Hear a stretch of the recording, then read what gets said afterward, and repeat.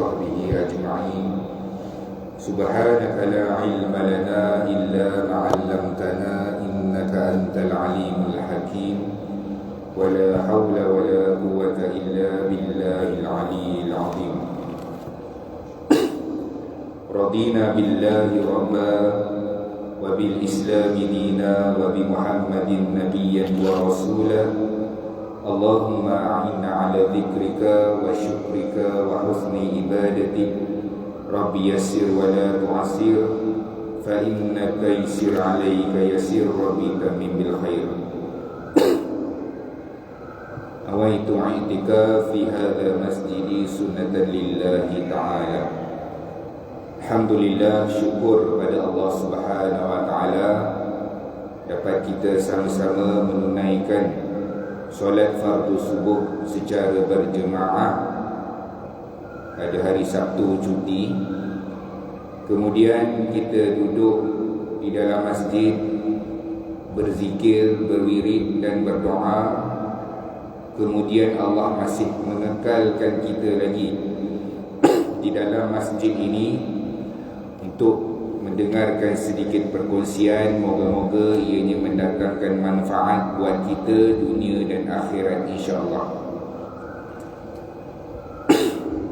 Kita menggunakan kitab yang diberikan nama Ar-Rahiqul Makhtum karangan Syekh Safiur Rahman Al-Mubarakfuri, sebuah kitab yang diangkat menjadi pemenang dalam penulisan sirah yang dianjurkan oleh Saudi, di mana pengarang kitab kita ini berasal daripada India, iaitu Syekh Safiur Rahman Al-Mubarakfuri ini asalnya daripada India, diangkat menjadi pemenang penulisan sirahnya itu oleh Arab Saudi sebagai penulisan yang baik kerana susunan dan juga riwayat-riwayat yang diletakkan di dalam kitab beliau itu adalah yang paling disepakati. Kita masih lagi bersama dengan Rasulullah sallallahu alaihi wasallam melalui karangan Syekh Safiur Rahman Al-Mubarakfuri yang menceritakan perjalanan hidup seorang manusia yang paling disayangi oleh Allah Subhanahu wa taala, yang paling mendapat tempat pertama di sisi Allah Subhanahu wa taala. Mengapa kita mempelajari sirah? Tak lain tidak bukan adalah untuk mewujudkan rasa kecintaan kita terhadap Rasulullah sallallahu alaihi wasallam, agar rasa kecintaan itu hadir di dalam hati kita, bukan hanya sekadar ucapan di bibir. Maka nak hadirkan rasa sayang dan cinta terhadap Rasulullah, mesti kena baca sirah, mesti kena tahu kehidupan, riwayat hidup seseorang yang kita cinta itu. Sebab apa? Sebab tak kenal maka tak cinta. Nak sayang macam mana? Kena kenal. Lagi banyak pengetahuan kita berkaitan dengan sirah, maka lagi banyak rasa cinta kita yang akan hadir di dalam hati kita. Baru kita tahu begini kehidupan Nabi, baru kita tahu begini kesusahan hidup Rasulullah sallallahu alaihi wasallam. Maka dengan itu barulah rasa rindu hadir, rasa rindu, rasa sayang, rasa teringat kepada Rasulullah sallallahu alaihi wasallam. Sirah Nabi 63 tahun. 63 tahun itu adalah umur Rasulullah sallallahu alaihi wasallam. Nabi duduk dekat dua tempat sahaja. Mekah 53 tahun, kemudian Rasulullah sallallahu alaihi wasallam berhijrah. Kemudian Nabi duduk tinggal di Mekah sehinggalah akhir hidup Rasulullah sallallahu alaihi wasallam selama 10 tahun. Jadi itulah tempoh sirah 63 tahun. Kita masih lagi bersama dengan Nabi sallallahu alaihi wasallam pada awal-awal fasa kehidupan di Mekah. di mana pada pertemuan yang terdahulu kita dah lihat bagaimana Rasulullah sallallahu alaihi wasallam berdakwah secara terbuka. Terbuka ni maksudnya apa? Maksudnya Nabi dah mula sebarkan, mana sahaja orang yang berada di kota Mekah, Nabi jumpa, Nabi akan ceritakan Islam. Nabi akan bagi tahu bahawa sesungguhnya aku adalah pesuruh Allah dan aku diutuskan untuk menyuruh kamu supaya meninggalkan segala penyembahan-penyembahan berhala. Taatlah kepada Allah, hanya Allah sahaja Tuhan yang layak disembah. Mana-mana yang Rasulullah jumpa, Nabi akan bagi tahu. Sebelum itu Nabi berdakwah secara sembunyi-sembunyi selama 3 tahun. Sembunyi-sembunyi ni maksudnya Nabi tak buat poster, Nabi tak ada buat live Facebook. Sebagai contoh, Nabi jumpa orang yang berpotensi, Nabi tengok dia ini ada potensi untuk nak masuk Islam, Nabi panggil dia, Nabi cakap dengan dia senyap-senyap. Dakwah secara sembunyi ini berlangsung selama 3 tahun dan Rasulullah menggunakan rumah Arqam bin Abi Arqam untuk dijadikan markas usrah Rasulullah sallallahu alaihi wasallam, dan markas itu kekal menjadi rahsia selama 13 tahun dakwah Rasulullah sallallahu alaihi wasallam di Mekah. Kemudian Allah mengarahkan untuk Rasulullah sallallahu alaihi wasallam berdakwah secara terbuka. Kita dah lihat pada pertemuan terdahulu bagaimana Rasulullah sallallahu alaihi wasallam berucap di Bukit Safa. Nabi mengumpulkan semua orang-orang Mekah untuk beritahu satu perkara besar, bahawa sesungguhnya aku ingin menyelamatkan kamu daripada azab api neraka, bahawa sesungguhnya aku adalah pesuruh Allah yang diutuskan kepada kamu untuk menyuruh kamu hanya mengesakan, mengagungkan, menyembah Allah Subhanahu wa taala. Tuan-tuan bayangkan pada ketika itu Nabi seorang diri. Nabi nak mulakan dakwah, Nabi berdakwah secara sembunyi-sembunyi, bertambahan orang Islam tidak banyak. Apabila Allah arahkan, wahai Muhammad, kali ini kamu berdakwah secara terbuka, maka Nabi terus berdakwah secara terbuka. Dalam keadaan pada ketika itu pemerintah Quraisy sudah pun memulakan langkah yang pertama untuk menyekat, memadam dakwah Rasulullah sallallahu alaihi wasallam.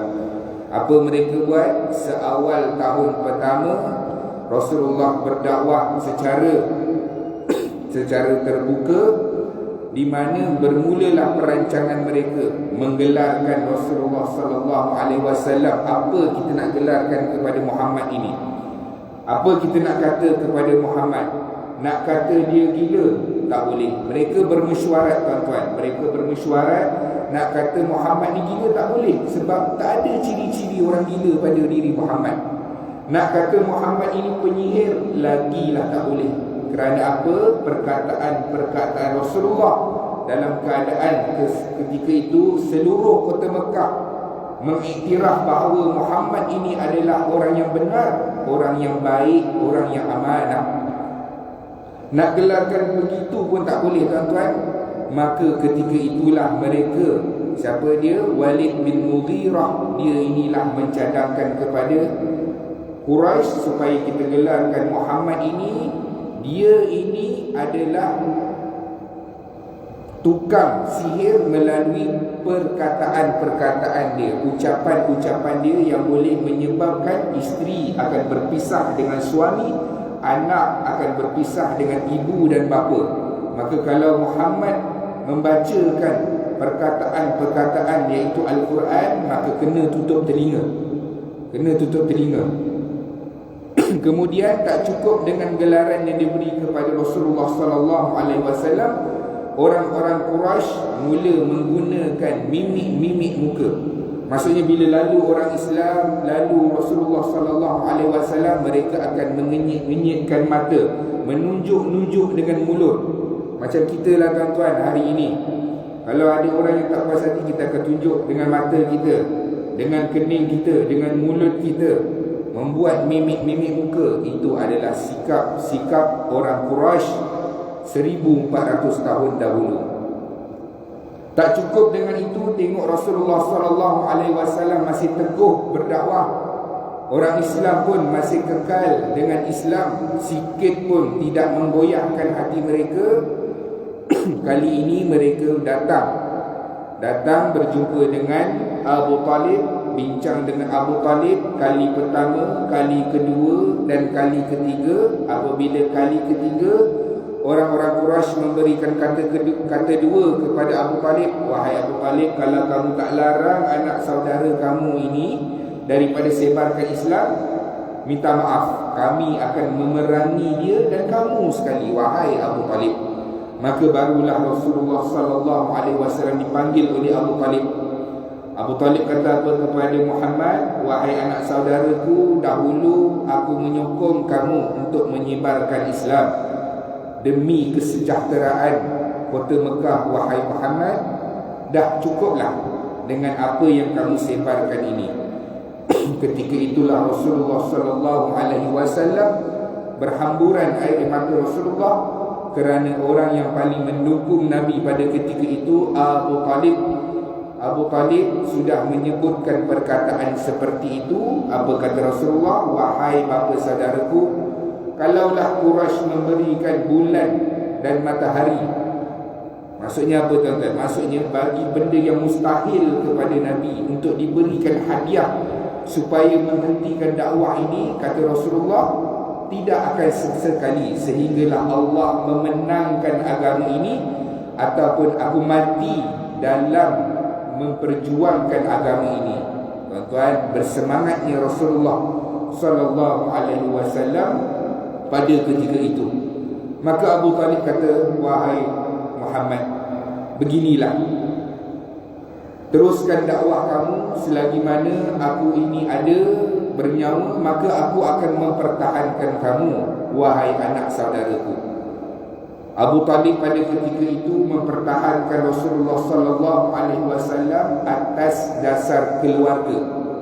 Itu adalah anak saudara dia, bukan atas dasar Islam ataupun dasar keimanan kepada Allah, tapi itu adalah anak saudara dia. Maka dia mempertahankan Nabi atas dasar kekeluargaan. Tak cukup dengan itu, Quraisy menghantar lagi perwakilan. Tak berhenti tuan-tuan, tak berhenti. Dia hantar perwakilan berjumpa dengan Rasulullah. Mungkin dia kata Muhammad ini, mungkin dia minat dengan habuan-habuan dunia ni. Beginilah kita tawarkan. Jumpa Rasulullah sallallahu alaihi wasallam, wahai Muhammad, kami pemimpin-pemimpin bekas sepakat nak berikan kamu kekayaan. Kalau kamu hentikan dakwah ini, wahai Muhammad, kami nak jadikan kamu orang paling kaya di dalam kota Mekah. Tuan-tuan, dia lupa bahawa sesungguhnya Allah Subhanahu wa taala dah menawarkan kepada Rasulullah 2 gunung emas untuk ditukarkan, 2 gunung untuk ditukarkan kepada emas. Apalah sangat dengan kekayaan kota Mekah? Pada ketika itu Rasulullah sallallahu alaihi wasallam menjawab bahawa aku tolak pelawaan ini, tawaran ini. Nabi tak kata aku fikir dulu balik 2-3 hari datang balik nanti bagi jawapan, tak ada. Nabi bagi jawapan masa tu, aku tolak tawaran untuk menjadi orang yang paling kaya di dalam kota Mekah. Kemudian ditawarkan lagi, mungkin Muhammad ini dia tak suka dengan kekayaan. Ada orang dia tak suka tuan-tuan, dia minat dengan perempuan. Ada orang umur 70 tahun pun ada makwa lagi. Sebagai contoh, dia kata Muhammad ni mungkin dia gila dengan perempuan. Wahai Muhammad, kami tawarkan kamu, kalau ada mana-mana perempuan yang kamu suka, bagi tahu. Kami akan jadikan dia sebagai milik kamu, wahai Muhammad. Maka Rasulullah sallallahu alaihi wasallam tolak pelawaan itu pada ketika itu juga. Lalu ditawarkan lagi, Muhammad ni mungkin dia tak suka dengan duit, ada orang dia tak suka sangat dengan kekayaan, dia suka pangkat. Perempuan pun dia tak suka sangat. Dia dah ada cukup isteri dia seorang, dia nak pangkat, dia nak kuasa. Wahai Muhammad, kami tawarkan kepada kamu untuk jadi ketua raja dalam kota Mekah ni. Kalau kamu hentikan dakwah ini, maka ketiga-tiga pelawaan dan tawaran itu ditolak Rasulullah sallallahu alaihi wasallam pada ketika itu juga. Tuan-tuan, apa lagi habuan dunia? Tiga tu je lah. Harta, pangkat, wanita. Ketiga-tiga itu ditolak pada ketika itu juga oleh Rasulullah sallallahu alaihi wasallam. Maka ketika itu Nabi bertanya, ada tak lagi apa yang nak dicakap? Maka ketika itulah Uqbah bin Amir Mu'ayth, tak ada apa yang ingin ditawarkan kepada Nabi. Lalu Rasulullah sallallahu alaihi wasallam membacakan ayat Al-Quran, sehingga kan ketika itu Uqbah bin Amir Mu'ayth ini tahan. Dah cukup wahai Muhammad. Kerana apa? Dia menahan hidayah yang datang untuk meresap ke dalam tubuh badan dia. Dia tak ada cukup Muhammad. Lalu dia balik kepada kaum dia. Lalu dia berkata, wahai kaumku, tinggalkan Muhammad dengan urusan dia. Semua pemimpin-pemimpin Mekah, Abu Jahal pada ketika itu, Umayyah bin Khalaf ketika itu, kata bahawa sesungguhnya Uqbah bin Amir Mu'ayth ini sudah terkena sihir Muhammad. Tidak cukup dengan itu, tuan-tuan, mereka berjumpa sekali lagi dengan Rasulullah sallallahu alaihi wasallam. Dia kata, beginilah Muhammad, kamu tak nak berhenti, kamu tetap nak teruskan dakwah, kami nak tawarkan setahun kita sembah berhala, setahun kita sembah Allah. Nabi tolak pada ketika itu kerana dalam urusan akidah dan iman Nabi tidak akan berkompromi. Tak apalah Muhammad, 6 bulan kita sembah Allah, 6 bulan kita sembah berhala. Nabi tolak juga pada ketika itu, beginilah Muhammad, sehari kita sembah Allah, sehari kemudian kita sembah berhala.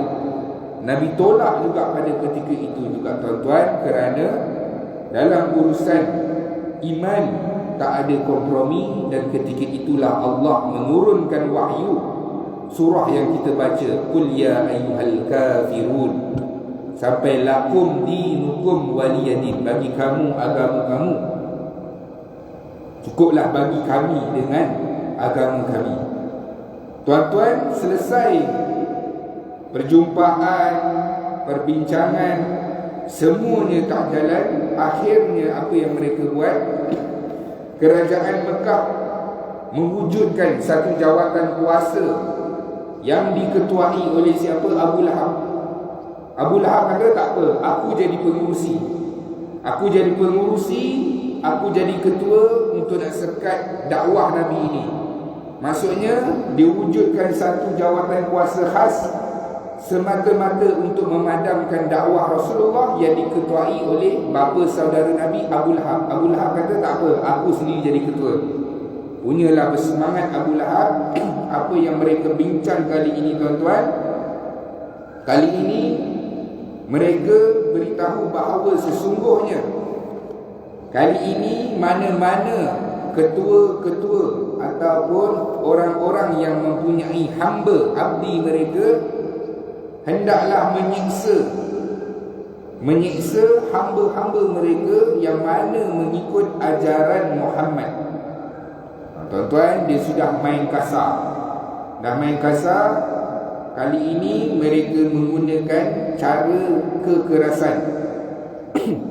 Mana-mana mu'allaf baru yang masuk Islam selalunya terdiri daripada hamba abdi, orang-orang yang tak ada kepentingan. Apa yang mereka cadang? Mereka kata, kita sekat mereka ini, hentikan bantuan, hentikan peruntukan subsidi kepada mereka. Kemudian mana-mana yang mempunyai hamba yang masuk Islam pada ketika itu, mereka ini hendaklah diseksa.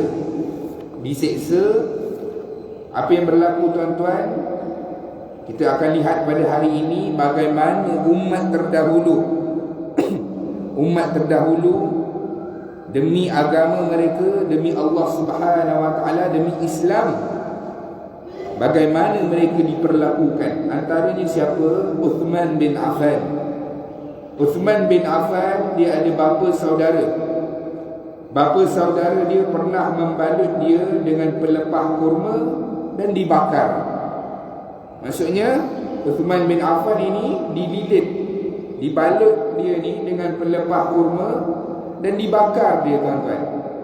Dibakar, maka melecurlah badan Uthman bin Affan pada ketika itu. Selain itu, Mus'ab bin Umair. Mus'ab bin Umair ini siapa? Dia adalah anak jutawan wanita Mekah. Ibu dia ini menyiksa dia dengan cara mendera dia sampai ke buluran. Tuan-tuan, siapa dia? Mus'ab bin Umair ini seorang anak kepada jutawan Mekah.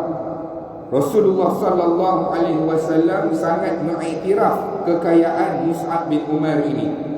Kata Rasulullah, pakaian Mus'ab bin Umair ini sangat indah, dan atar minyak wangi yang dipakai oleh Mus'ab bin Umair ini tidak pernah akan dipakai oleh mana-mana orang Arab di kota Mekah pada ketika itu.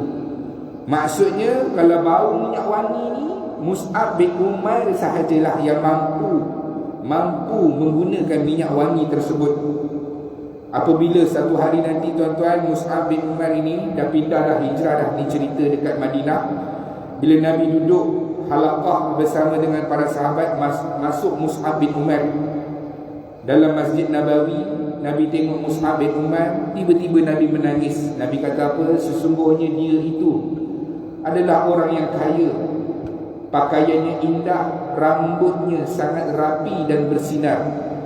Apabila dia masuk Islam, pakaiannya sangat lusuh, rambutnya sudah tidak terurus. Maksud tak terurus tu, tuan-tuan, dah tak cantik macam dulu. Dulu Mus'ab bin Umair ni pergi salon gunting rambut. Tak macam kita gunting RM10, ini pergi salon yang berpuluh-puluh ringgit. Dia tinggalkan kekayaan dia, pemuda, tuan-tuan, tinggalkan kekayaan dia nak ikut Rasulullah sallallahu alaihi wasallam. Akhirnya pakaiannya lusuh dan badannya tidak lagi berbau wangian-wangian atar. Dan Nabi mengangkat dia pada peperangan Uhud sebagai pemegang panji tentera Islam, dan ketika itulah Mus'ab bin Umair ini syahid dalam peperangan Uhud. Tuan-tuan, pemuda pada zaman dahulu. Seterusnya siapa dia? Bilal bin Rabah. Bila sebut Bilal bin Rabah, kita tanyalah mana-mana anak-anak kita, sebutkan kepada saya siapa antara sahabat Rasulullah yang disiksa. Anak-anak pun kita fikir je, dia ingat Bilal bin Rabah dibaringkan dan diletakkan batu di atas dada dia. Betul lah tu? Betul lah jawapan yang sebegitu. Tapi bila kita belajar sirah, kita mendalami siapa yang buat perkara tersebut kepada Bilal bin Rabah. Jadi kita dah ada pengetahuan sirah, tuan-tuan. Maka dengan itu akan menimbulkan rasa cinta kita terhadap Nabi dan juga para sahabat.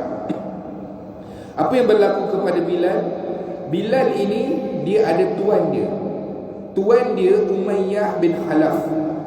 Tuan-tuan, Umayyah bin Khalaf ini pukul Bilal sungguh-sungguh, ikat tali dekat leher, kemudian disuruhnya budak-budak Mekah ini untuk menarik Bilal bin Rabah. Kemudian diikat di padang pasir, tinggalkan seharian dan tak diberikan makan. Tuan-tuan, penyiksaan ini bukan sehari dua, berminggu bahkan berbulan-bulan yang ditanggung oleh Bilal bin Rabah. Hanya satu sahaja permintaan pemimpin-pemimpin Quraisy, kufur dengan Muhammad, kufur dengan Allah. Tuan-tuan, tak sampai satu saat Bilal bin Rabah boleh lepas daripada segala penyiksaan-penyiksaan ini. Kurang daripada satu saat sebut perkataan kufur, tinggalkan Islam, masa tu juga Bilal bin Rabah ini akan dibebaskan. Tapi Bilal bin Rabah tetap dengan pegangan dia tuan-tuan, ahadun ahad, diletakkan, baringkan dia di atas pasir yang panas, kemudian diletakkan batu-batu ni tuan-tuan, bukannya batu blok yang buat rumah tu. Batu blok yang buat rumah tu, kalau letak dekat perut kita, kita kembungkan sikit perut kita, terbaliklah batu tu. Batu yang diletakkan ni sudah cukup membuatkan Bilal bin Rabah ini menjadi sesak dada dia, sehingga dia mampu menyebutkan ahad, iaitu Allah yang satu. Apa yang berlaku kepada Bilal? Akhirnya Abu Bakar nampak, Abu Bakar beli Bilal ini dengan harga yang mahal untuk dilepaskan Bilal bin Rabah. Seterusnya, siapa dia? Ammar bin Yasir. Ammar bin Yasir ini, keluarga Yasir ini tuan-tuan, keluarga dia ni Islam. Susah kita nak lihat orang-orang yang masuk Islam pada ketika itu satu keluarga. Antaranya siapa? Keluarga Yasir ini. Ammar bin Yasir, ayah dia Yasir dan ibunya bernama Sumayyah. Apa yang berlaku tuan-tuan? Mereka ini daripada Bani Makhzum. Bani Makhzum, Ammar ini dilambung, dibawa di bara api. Ammar ini tuan-tuan, penyiksaan pada ketika itu semuanya mengarah kepada kematian. Ammar dilambungkan di bara api, kemudian diseksa berhari-hari. Tuan-tuan, penyiksaan ini bukannya diletak dalam bilik penyiksaan. Maksudnya dalam kota Mekah itu, kalau jalan sikit, nampak dekat ujung tu tuan dia sedang menyiksa hamba dia. Jalan sikit dekat lorong ni, nampak dekat situ Bilal bin Rabah pula kena siksa. Secara terang-terangan. Ketika itulah tuan-tuan, Rasulullah SAW lalu Nabi nampak keluarga Yasir ini disiksa. Apa kata Nabi? Sabrun ala Yasir fa inna mau'idakumul jannah. Sabrun ala Yasir, sabar sungguh-sungguh. Sabrun ni maf'ul mutlak, maksudnya sabar di atas sabar. Wahai keluarga Yasir, sabarlah sungguh-sungguh. Timbal balik yang kamu akan dapat nanti adalah syurga daripada Allah Subhanahu wa ta'ala. Sebab apa tuan-tuan? Sebab orang Islam sangat sedikit. Orang Islam di kalangan orang-orang yang lemah dan tiada kepentingan. Bila nampak orang Islam disiksa, tak boleh nak buat apa-apa. Maka Nabi nampak, Nabi kata sabrun ala Yasir, sesungguhnya Yasir, sabarlah keluarga kamu ini, timbal balik yang kamu akan dapat nanti adalah syurga Allah Subhanahu wa ta'ala. Apa yang keluarga Yasir ini tipu tuan-tuan? Ibunya Sumayyah mati syahid. Mati syahid ni tuan-tuan, dia adalah wanita pertama ataupun orang Islam yang pertama yang mati syahid. Jadi orang yang pertama tuan-tuan, kita lah nak menerima vaksin, kan? Masa mula-mula COVID dulu, nak terima vaksin kali pertama takut. Mesti kita nak tengok orang lain dah terima dulu, nampak macam okey je ni, baru kita nak pergi daftar untuk ambil vaksin. Tuan-tuan, Sumayyah menjadi orang pertama. Kita lah kalau nak syahid lah, nak bayangkan dalam fikiran kita, dah nampak dah ramai orang mati syahid, bagaimana Rasulullah tengok pula kelebihan orang mati syahid yang Nabi ceritakan, baru semangat nak menjadi wanita pertama yang mati syahid. Apa yang diperlakukan kepada Sumayyah? Disula tuan-tuan, dimasukkan satu senjata yang tajam ke dalam kemaluan dia, lalu keluar daripada mulut dia tuan-tuan. Tuan-tuan, jenis penyiksaan ini yang dilakukan oleh Abu Jahal. Abu Jahal ni dia tak heran nak bunuh orang. Dia tak heran nak bunuh orang. Tuan-tuan, diperlakukan begitu, tak tinggal Islam tuan-tuan. Saya yang cakap ni pun kemas sendirilah. Kadang-kadang kita cuba bayangkan pada diri kita, bila kita baca sirah, kita bayangkan perkara tersebut, bayangkan sahaja tuan-tuan. Bukannya betul-betul pun. Hati kecil kita kata apa? Mustahil aku akan kekal bersama dengan Islam. Sebab itulah Allah Subhanahu wa ta'ala berikan ujian kita sesuai dengan kemampuan kita. Kita tak diuji seperti Sumayyah ini, tuan-tuan. Kemudian mati syahid Sumayyah. Ayah dia siapa dia? Ammar Yasir ini pula, ayah dia diperlakukan, dibutakan matanya, kemudian ditombak dan mati dia pada ketika itu. Apa yang berlaku kepada anak dia? Tuan-tuan, penyiksaan ini dilakukan dekat-dekat. Maksudnya tiang itu Yasir, tiang ini Sumayyah, dekat sini Ammar. Masing-masing melihat ahli keluarga masing-masing disiksa. Isteri melihat suami disiksa, suami melihat isteri disiksa, anak melihat kedua ibu bapa disiksa. Bila kedua-duanya ini mati syahid, tuan-tuan, apa yang berlaku pada Ammar? Ketika itulah Ammar menyebutkan satu perkataan kufur. Dalam kitab Ar-Rahimah tu tak disebutkan apa perkataan kufur yang disebutkan oleh Ammar. Dalam kitab lain ada yang disebut bahawa sesungguhnya bila nampak burung, ada burung lalu dan sebagainya, Abu Jahal kata, wahai Ammar, cakap itu Tuhan kamu. Itu adalah riwayat yang lemah, tapi Ammar menyebutkan perkataan kufur. Apa yang berlaku kepada Ammar? Ammar dibebaskan, tuan-tuan. Ammar dibebaskan, maka tersebarlah di kalangan orang Islam sesungguhnya Ammar sudah murtad. Adakah Rasulullah melompat? Adakah Nabi kata Ammar mesti dibunuh kerana murtad, meninggalkan Islam, halal darah Ammar ini untuk dibunuh? Tuan-tuan, Nabi tidak melompat. Nabi tidak melompat dan melangkah. Sebab itu kita belajar sirah untuk kita lihat bagaimana tindakan Nabi. Bukannya bila seseorang itu menghina Islam, kita pergi jumpa dia, kita belasah dia sampai separuh nyawa, kita viralkan dia. Adakah itu sifat sebagai seorang mukmin yang sebenar? Kita tengok sirah, tuan-tuan, apa yang berlaku. Nabi panggil Ammar. Nabi panggil Ammar, Nabi tanya Ammar, wahai Ammar, apa yang berlaku? Maka Ammar menceritakan apa yang berlaku kepada dia, bahawa sesungguhnya dia melihat ayah dan ibunya mati syahid, diseksa berhari-hari. Kemudian ketika itu Ammar dalam keadaan tekanan, dalam keadaan sangat tertekan, tuan-tuan, melihat kedua ibu bapa yang mati syahid. Lalu Ammar menyebutkan bahawa dia menyebutkan perkataan kufur. Dan ketika itulah Rasulullah sallallahu alaihi wasallam mendengar, dan Nabi kata betul apa yang Ammar sebut itu adalah perkataan yang kufur. Nabi kata apa kepada Ammar? Wahai Ammar, bagaimana dengan hati kamu? Tuan-tuan, itu mulut Ammar. Bagaimana hati kamu, wahai Ammar? Lalu jawab Ammar. Ammar kata, hati aku masih tenang dengan Allah dan Rasulnya. Qalbi mutmainnun bil iman. Sesungguhnya hati aku tenang dengan iman, dengan Allah dan juga dengan Rasulnya. Maka Rasulullah dapat wahyu turun daripada langit untuk mengiktiraf keimanan.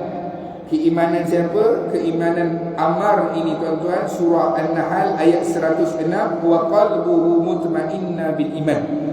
Maka sepakat para ulama, mana-mana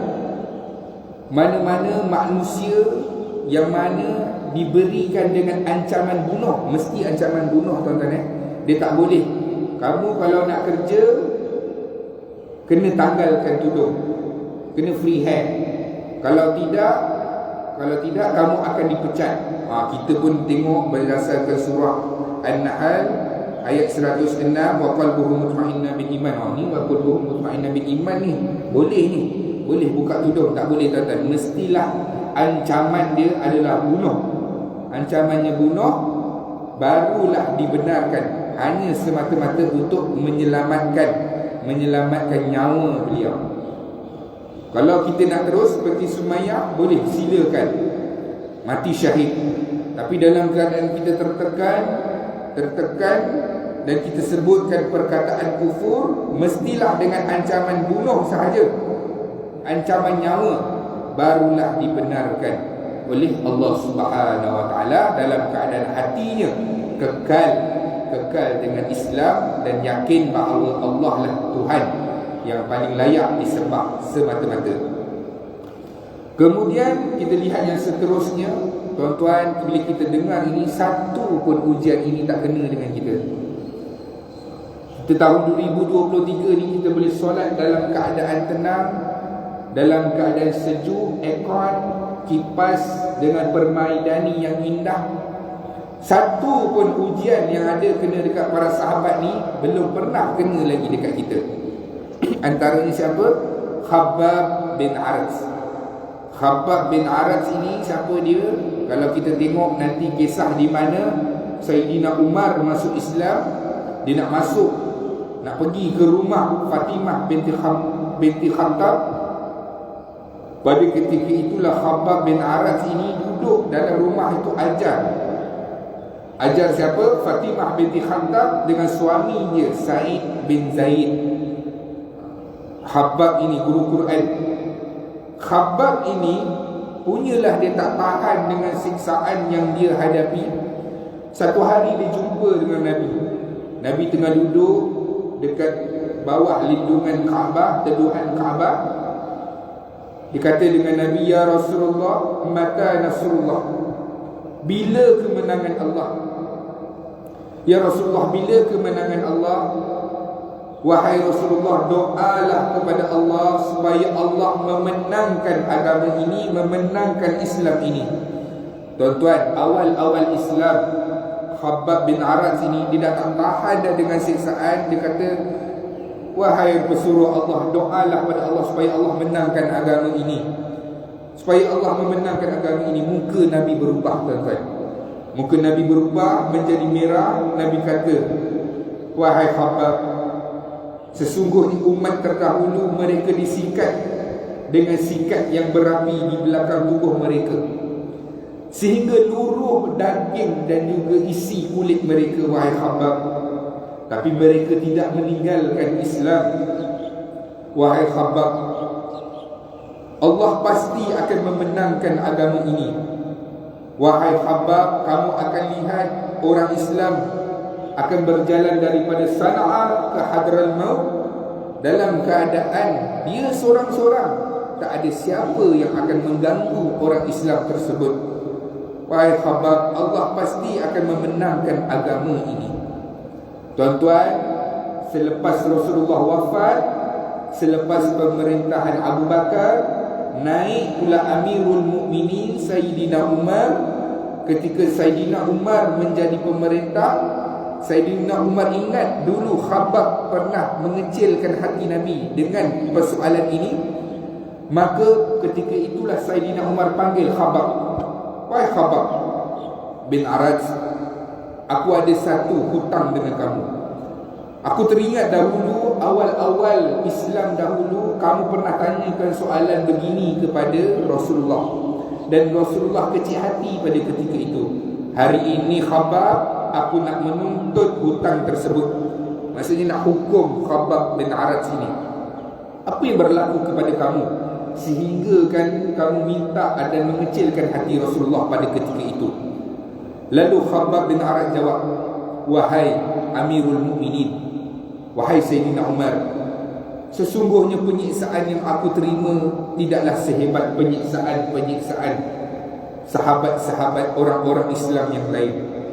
Apa yang diperlakukan kepada Khabbab, tuan-tuan nak tahu apa yang berlaku kepada Khabbab?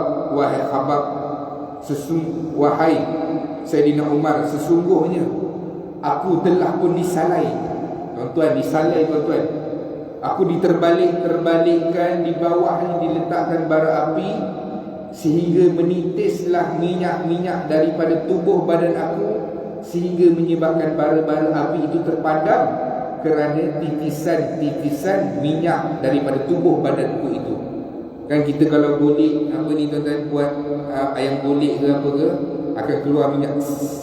Kena je air minyak tu, kena dekat bara tu, macam tu, tuan-tuan, kan. Itulah yang ditanggung oleh Khabbab bin Arat. Diselakkan orang lain, tuan-tuan. Lepas pemerintahan Rasulullah, Abu Bakar dah lama dah bertahun-tahun dah, luka siksaan pun dah sembuh. Khabbab bin Arat ini dibuka jubah dia, ditunjuk kepada Amirul Mukminin. Pada ketika itu masih ada lagi kesan-kesan lukanya, timbunan tulangnya masih tersembul disebabkan siksaan yang diterima pada awal-awal pemerintahan Islam dahulu, tuan-tuan. barulah ketika itu Saidina Umar akhirnya mengetahui bahawa sesungguhnya apa yang diterima oleh Khabbab itu sangatlah berat. Sebab itulah Khabbab tak tahan tuan-tuan, minta kepada Rasulullah untuk berdoa supaya Allah memenangkan agama ini. Tuan-tuan, kemudian kita lihat lagi sedikit apa yang berlaku bila melihat ramainya orang yang disiksa, tuan-tuan. Orang-orang yang disiksa, ketika itulah Rasulullah sallallahu alaihi wasallam mencadangkan hijrah yang pertama, tuan-tuan. Hijrah yang pertama, kalau kita belajar sirah, hijrah yang pertama bukanlah yang ke Madinah itu. Tapi hijrah yang pertama adalah hijrah ke Habsyah pada pertengahan tahun kelima. Tahun kelima kenabian, Nabi tak sampai hati lihat bagaimana orang Islam disiksa, bagaimana sebahagiannya mati syahid. Tuan-tuan, turun wahyu daripada Allah Subhanahu wa taala, surah Az-Zumar ayat 10, bahawa sesungguhnya bumi Allah ini sangatlah luas untuk kamu berhijrah sekiranya kamu semua ini sedang ditindas. Lalu Nabi mencadangkan untuk para sahabat berhijrah pergi ke Habsyah. Pergi ke Habsyah, di mana di situ ada seorang raja yang adil. Raja yang adil yang namanya adalah Ashamah bin Abjar, Raja Najasyi. Nabi arahkan, dan para sahabat orang-orang Islam pada ketika itu 12 orang lelaki dan 4 orang perempuan yang diketuai oleh Uthman bin Maz'un. Uthman bin Maz'un pergi keluar berhijrah. Wallahu alam, Nabi tahu dekat mana Habsyah ini ada raja yang baik dan raja yang adil. Nabi kata pergilah ke sana, dapatkan perlindungan daripada raja tersebut, yang pada ketika itu raja itu adalah Nasrani. Pergi.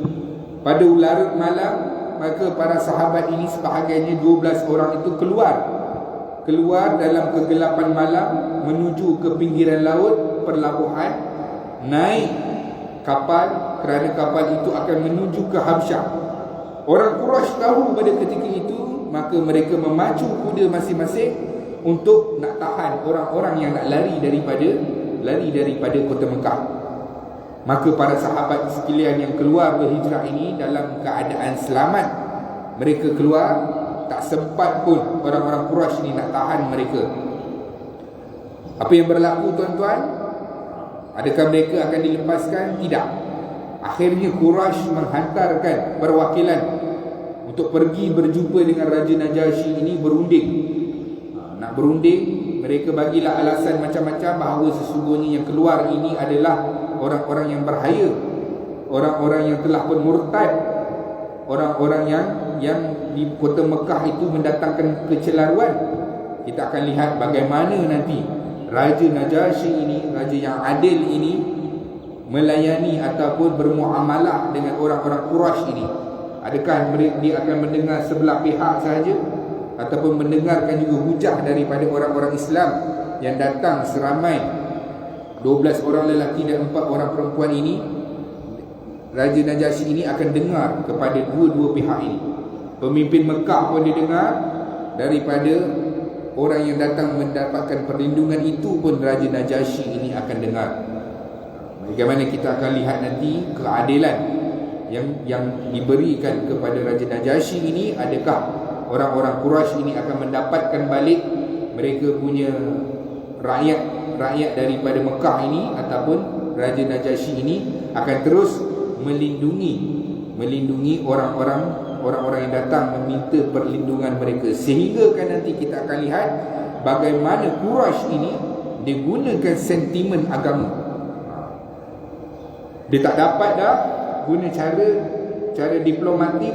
Dia kata apa? Sesungguhnya ajaran yang tuanku lindungi ini, orang-orang yang tuanku lindungi ini, menentang bahawa sesungguhnya Isa itu adalah anak kepada Tuhan. Jadi Raja Najasyi ini terkejut lah.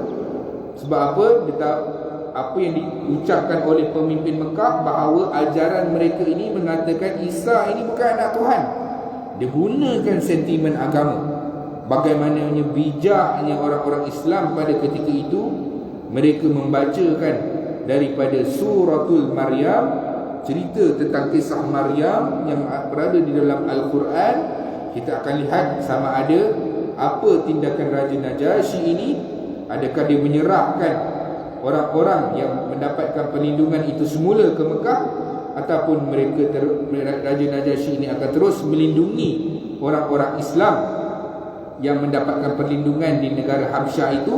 Semuanya kita akan tengok pada pertemuan yang seterusnya, insya-Allah. Moga-moga asbab daripada kita membaca sirah, asbab daripada kita membaca dan juga mengambil tahu tentang kehidupan Rasulullah sallallahu alaihi wasallam, Allah himpunkan kita bersama dengan Rasulullah sallallahu alaihi wasallam di mana tuan-tuan? Di mahsyar nanti, bersama dengan pemimpin manusia yang paling agung, yang paling kita nak duduk bersama dengan dia, iaitu Muhammad bin Abdullah sallallahu alaihi wasallam. Jadi sekadar itu dulu yang baik datang daripada Allah.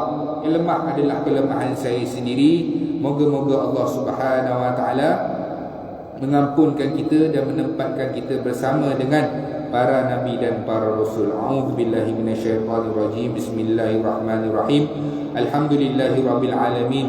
Wassalatu wassalamu ala asyrafil anbiya'i wal mursalin wa ala alihi wa sahbihi ajma'in. Ya Allah, ya Tuhan kami, ampunkanlah dosa-dosa kami, dosa kedua ibu bapa kami, dosa ahli keluarga kami, dosa rakan-rakan kami, dosa orang-orang yang berhak ke atas diri kami. Ya Allah, ya Tuhan kami, bantulah kami dalam mentaati perintah-Mu, bantulah kami dalam meninggalkan segala larangan-Mu. Ya Allah, ya Tuhan kami, terimalah amal ibadah kami, solat kami, puasa kami, zikir kami, bacaan Quran kami, sedekah kami sebagai pahala yang diterima di sisi-Mu, wahai Allah. Ya Allah, ya Tuhan kami, ringankan sakit sakaratul maut kami, ya Allah. Matikan kami dalam keadaan husnul khatimah, jangan matikan kami dalam keadaan su'ul khatimah. Ya Allah, ya Tuhan kami, jadikan kubur kami sebagai taman-taman syurga, jangan jadikan kubur kami sebagai lubang-lubang neraka. Ya Allah, ya Tuhan kami, bangkitkan kami dalam keadaan Engkau redha dengan kami, ya Allah. Berilah buku amalan kami dengan tangan kanan kami, jangan beri buku amalan kami dengan tangan kiri kami. Ya Allah, ya Tuhan kami, ihsanlah kami masa proses timbangan mahsyar kami, ya Allah. Permudahkan proses timbangan mahsyar kami nanti, ya Allah. Pimpinlah kami dalam meniti titian sirat-Mu, ya Allah. Himpunkan kami, kedua ibu bapa kami, ahli keluarga kami, rakan-rakan kami ke dalam syurga Firdaus-Mu tanpa hisab dan azab, dan jauhkanlah kami daripada azab api neraka Jahannam. Rabbana atina fid dunya hasanah wa fil akhirati hasanah wa qina adzaban nar. Wa sallallahu ala sayyidina Muhammad wa ala alihi wa sahbihi wa sallam. Walhamdulillahi rabbil alamin. Qabbalallahu minkum.